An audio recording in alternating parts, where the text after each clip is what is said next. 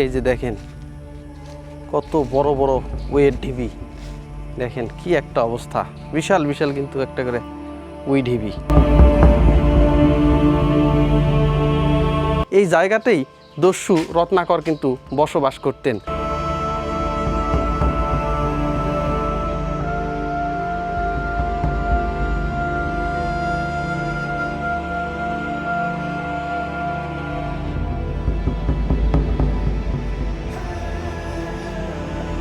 এই নির্জন দ্বীপটি এখনও পাহারা দিচ্ছে এক দস্যুর আত্মা।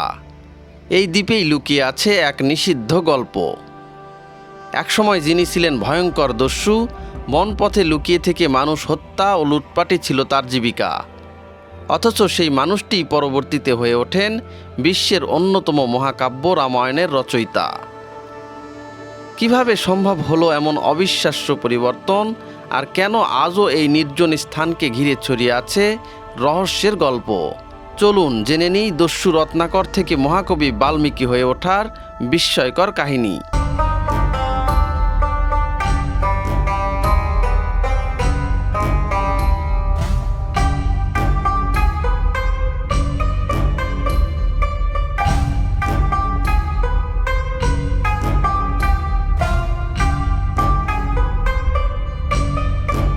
বাংলাদেশের উত্তরের জেলা দিনাজপুর, তার দক্ষিণ পশ্চিম প্রান্তে নবাবগঞ্জ উপজেলার এক কোনায় আশুরার বিলের এক পাশেই গড়ে উঠেছে এক নীরব জনপদ মণিত্থান। নামটা শুনলেই যেন একটা রহস্যের গন্ধ পাওয়া যায়। মণি মানে রত্ন, আর স্থান মানে জায়গা, অর্থাৎ রত্নের জায়গা। স্থানীয়রা মনে করেন এই বনে একসময় বাস করতেন এক সাধক, আর সেই সাধক একসময় ছিল ভয়ঙ্কর দস্যু। বহু শতাব্দী আগে এই বনে বাস করতেন রত্নাকর নামে এক দস্যু। দেখেন কি একটা ঘন ঝোপঝাড়, সেই জঙ্গলের ভিতর দিয়ে কিন্তু আমরা এখন যাচ্ছি। আর এই যে দেখেন এই জঙ্গলের ভিতরে এরকম বড় বড় সব উইয়ের ঢিবি, এইগুলো কিন্তু আপনি দেখতে পাবেন। এই যে দেখেন বড় বড় উই ঢিবি, এই যে। হ্যাঁ ভিউয়ার্স, এখন এই যে আমরা যে জঙ্গলের ভিতর দিয়ে যাচ্ছি, মূলত এটাই হচ্ছে দস্যু রত্নাকর ছিল, তার যে জঙ্গল ছিল সেই জঙ্গলের ভিতর দিয়ে কিন্তু আমরা যাচ্ছি। কালের বিবর্তনে এটা হয়তো এখন বন বিভাগের রাস্তা হয়ে গেছে। আগে কিন্তু এখানে গভীর ঘন জঙ্গল ছিল, বন জঙ্গল ছিল, এই পথ দিয়ে লোকজনের কিন্তু যাতায়াতও ছিল। সেই সুবাদে এখানেই কিন্তু আসেন দস্যু রত্নাকর, যিনি আসেন তার কিন্তু স্থান, যেখানে এই দস্যু রত্নাকরই কিন্তু পরবর্তীতে বাল্মীকি মুনি হয়েছিলেন সাধনার বলে।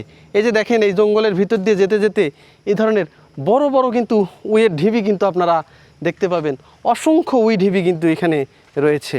আর দেখেন একদমই গা ছমছম করা কিন্তু ঘন জঙ্গল, এবং এই জঙ্গলের ভিতরে কিন্তু কোনো লোকজনও নাই, একটা বসতিও কিন্তু এই জঙ্গলের ভিতরে নাই, প্রচুর লোকজন কিন্তু।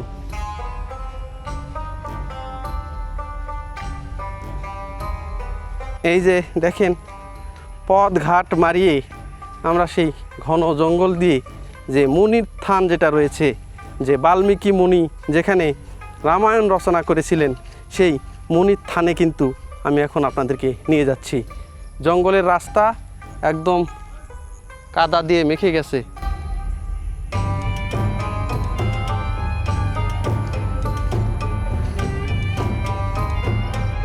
মন্দিরে কেউ আসে না? নাই কেউ আছে ওখানে? একজনও নাই? কথাবার্তা বলতেছে যে বাড়িতে লোক আছে, এই দিক দিয়ে বাড়ি না ওই দিক দিয়ে?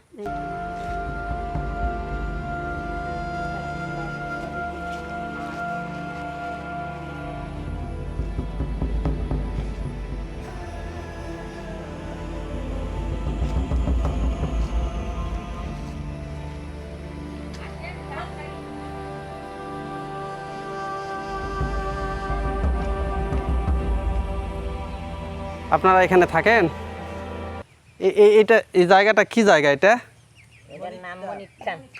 মনিত্থান না? কি রান্না করতেছেন? ও বাড়ির মুরগি না? দেখেন কি একটা নির্জন স্থান, এখানে এখন কেউই বসবাস করেন না। এখানে কিন্তু এই যে একটা রান্না করার জায়গা দেখতেছি। দেখেন এখানে যখন কোনো অনুষ্ঠান হয় তখন কিন্তু এই যে চুলো করা আছে, এখানে কিন্তু রান্না বান্না করা হয়। আর এখানে দুটা ঘর দেখতে পাচ্ছি। একসময় রত্নাকরের একমাত্র পেশা ছিল ডাকাতি। গভীর বনে পথচারীদের লুট করাই ছিল তার জীবিকা। একদিন এক ব্রাহ্মণকে লুট করে হত্যা করতে গেলে ব্রাহ্মণ তাকে বলেন, তোর এই পাপের ভাগ কি তোর পরিবার নেবে? কথাটি রত্নাকরের মনে গভীর দাগ কাটে। তিনি বাড়ি ফিরে বাবা, মা, স্ত্রী ও পরিবারের সদস্যদের জিজ্ঞাসা করলে সবাই তার পাপের দায় নিতে অস্বীকার করে। তখন নিজের ভুল বুঝতে পেরে রত্নাকর বনে ফিরে ব্রাহ্মণকে মুক্ত করে দেন, লুট করা সম্পদ ফিরিয়ে দেন এবং মুক্তির পথ জানতে চান। ব্রাহ্মণ তাকে ডাকাতি ছেড়ে দিয়ে রাম নাম জপ করে তপস্যা করার উপদেশ দেন। কিন্তু পাপের ভারে তিনি রাম উচ্চারণ করতে না পেরে মরা মরা বলতে থাকেন। দীর্ঘ তপস্যার এক সময় সেই মরা শব্দই রাম হয়ে যায়। বছরের পর বছর ধ্যান করতে করতে তার চারপাশে বিশাল এক উইঢিপি গড়ে ওঠে। অনেক বছর পর এক পথিক উইঢিপি ভেঙে তাকে উদ্ধার করেন। উইঢিপির আরেক নাম বাল্মীক, তাই সেখান থেকে বেরিয়ে আসার পর তার নাম হয় বাল্মীকি। পরবর্তীকালে দেবী সরস্বতীর আশীর্বাদে তিনি কবিত্ব শক্তি লাভ করেন এবং রচনা করেন অমর মহাকাব্য রামায়ণ। এক ভয়ঙ্কর দস্যু থেকে মহাকবি বাল্মীকিতে রূপান্তরের এই কাহিনী আজও আত্মশুদ্ধি, অনুতাপ ও মানব জীবনের পরিবর্তনের এক অনন্য দৃষ্টান্ত হয়ে আছে। এই জায়গা তার কোনো লোকজন এখন আসে? হিন্দুরা আসে? হিন্দুরা আসে না। হিন্দুরা আসে না? না, আচ্ছা, মুসলমানেও আসে, মনে করি সে মুসলমানেও আসে, হ্যাঁ। হিন্দুরাও আসে। কবিরাজেরা আসে, রুগীরা আসে। কবিরাজেরা আসে? হ্যাঁ, লাইসেন্স করা আছে কবিরাজের। ওরা কি করে আসে? আসে ঝাড়া ফুঁকা করে, দিন বুধ ধরে, আচ্ছা এলাক ঝাড়া ফুঁকা করে, ওষুধ পাতি দেয়, আচ্ছা, অনেক কিছুই করে। তাই না? হ্যাঁ, ও, ওরা কবিরাজি করা রাতে আসে না দিনে আসে? দিনেও আসে, রাতেও আসে। রাতেও আসে। সন্ধ্যা ওরা আসে কি আসর টাসর বসায় নাকি? হ্যাঁ, একেবারে ধূপ বাতি এগুলা বসায়, বসে তখন আসর দেয়, দিয়ে জিন ভূত খাজির করায়, হ্যাঁ হ্যাঁ, করে ওই যারা পাগল টাগল আছে ওমাক ভালো করে। ও, মানে কখন আর কখন কখন আসে? জেকের পাটিরা আসে, জেকির পেটে আসে, আসে আসে জিকের টিকিট করে যায়। আমার আমার মুসলমান।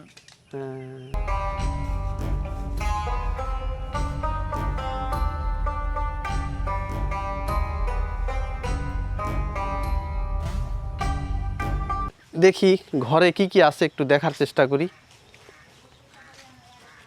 দেখেন এখানে এই যে একটা মানে সন্ন্যাস রেখে দেওয়া হয়েছে, মানে ধ্যানমগ্ন অবস্থায় আছেন।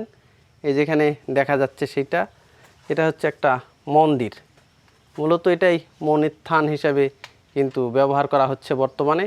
দেখেন এখন পূজা অর্চনা করা হয়, কিন্তু এই মুহূর্তে আসলে কেউ নাই এখানে।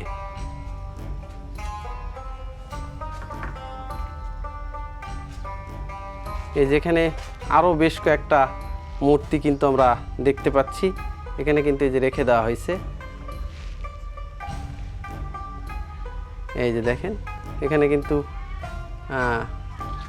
রাধা কৃষ্ণের কিন্তু মূর্তি রাখা হয়েছে।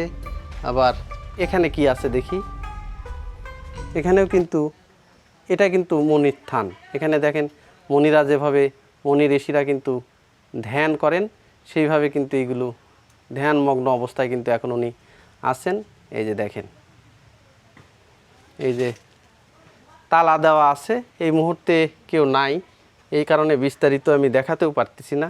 এই যে দেখেন যতটুকু এই বেড়ার ফাঁক দিয়ে দেখা যায় ততটুকুই কিন্তু আমি দেখাতে পারতেছি। ভিউয়ার্স দেখেন এখানে কিন্তু পাশাপাশি তিনটা মন্দির দেখা যাচ্ছে। এখানে দেখেন একজন সন্ন্যাসী ধ্যানমগ্ন অবস্থায় আছেন, মূলত এটাই হচ্ছে মনির স্থান। এইভাবে উনি সাধনা করতেন। বাল্মীকি মুনি, রত্নাকর দস্যু, যিনি পরবর্তীতে বাল্মীকি মুনি হয়েছিলেন, উনি সাধনার বলে কিন্তু মুনি ঋষি হয়েছিলেন। এখানে রয়েছে রাধা গোবিন্দ মন্দির, এখানে রাধা কৃষ্ণের মূর্তি রয়েছে।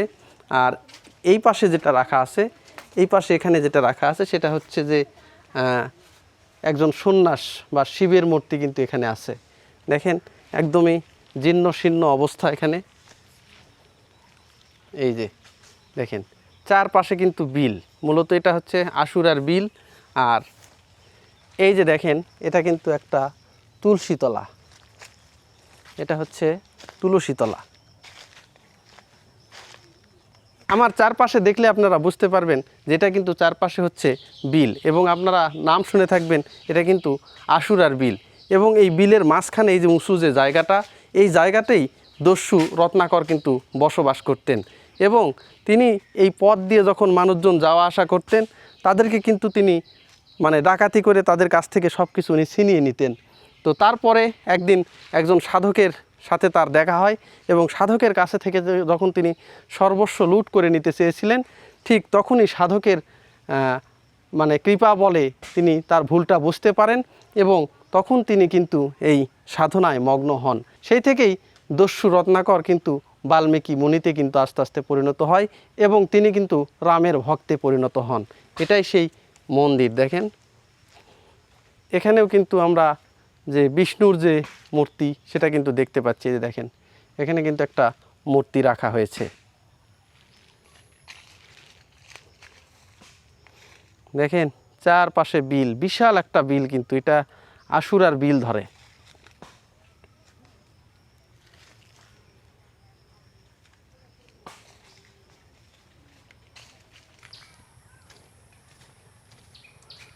এই যে দেখেন কত বড় বড় ওয়েট ঢিবি, দেখেন কি একটা অবস্থা, বিশাল বিশাল কিন্তু একটা করে ওই ঢিবি।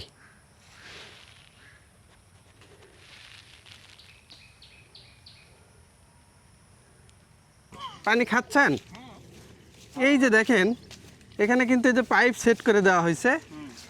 এই যে দেখেন এখানে কিন্তু এই যে আমাদের দিকে একটু হ্যাঁ, আপনারা কোন জায়গা থেকে আসছেন? ফুলবাড়ি থাকে। ফুলবাড়ি থেকে? এখানে কোথায় আসছিলেন আপনারা? এখানে আসছি পাশের গ্রামে বেড়াতে। হ্যাঁ, এখানে দেখতে আসলাম, মানে নাম শুনছি এখানকার খুব জিনিস, এখানে দামি দামি ইয়ে আছে, যে শাপলা, লাল শাপলা। হ্যাঁ হ্যাঁ হ্যাঁ এটা আপনার এই যে ইয়াতে আছে। হ্যাঁ, হ্যাঁ তো বিলের মধ্যে যেতে পারলে মনে হয় ভালো লাগতো নৌকা দিয়ে, না? হ্যাঁ, নৌকার ব্যবস্থা ছিল, হ্যাঁ। এখন তো নাই দেখি। এখন আর নাই না? আগে ছিল। আচ্ছা, এই যে এখান থেকে কি পানি যে বন বিভাগ থেকে উঠতেছে এটা, না? এটা মনে হয় আগে ইয়া করে দিছে, এই সরকারের বা কোনো একে চেয়ারম্যান, হ্যাঁ তারা খনন করে দিছে হ্যাঁ জনগণের জন্য পানি তোলার আচ্ছা। জন্য। জনগণ আসে পিকনিক খাবে, হ্যাঁ হ্যাঁ হ্যাঁ, তাই না? এই জন্য না? পানি কোথায় পাবে এখানে? এই যে দেখেন এখানে কিন্তু পানি আপনার পানি উঠতেছে। উঠতেছে। হ্যাঁ, পানি উঠছে, স্বচ্ছ পানি, হুম, মানে কোন পানি এই কোনো যে- আয়রন নাই, এই যে দেখেন একদম স্বচ্ছ পানি কিন্তু এখানে উঠতেছে। কোনো আয়রন আর এই নাই। যে ইনারা যারা দূর থেকে যারা আসছেন, দূর দূরান্ত থেকে, ইনারা কিন্তু এই পানিগুলো কিন্তু ব্যবহার করতেছেন, খাওয়াও যাবে কিন্তু এই পানিগুলো, খুবই সুন্দর পানি কিন্তু। আজকের ভিডিওটি এখানেই শেষ করছি। ভিডিওটি যদি ভালো লেগে থাকে তাহলে একটি লাইক দিন, আপনার মতামত কমেন্টে জানাতে ভুলবেন না। এমনই ইতিহাস, রহস্য, ভ্রমণ ভিত্তিক নতুন নতুন ভিডিও দেখতে আমার চ্যানেলটি সাবস্ক্রাইব করুন। সবাই ভালো থাকুন, সুস্থ থাকুন, আবার দেখা হবে নতুন কোনো ভিডিওতে।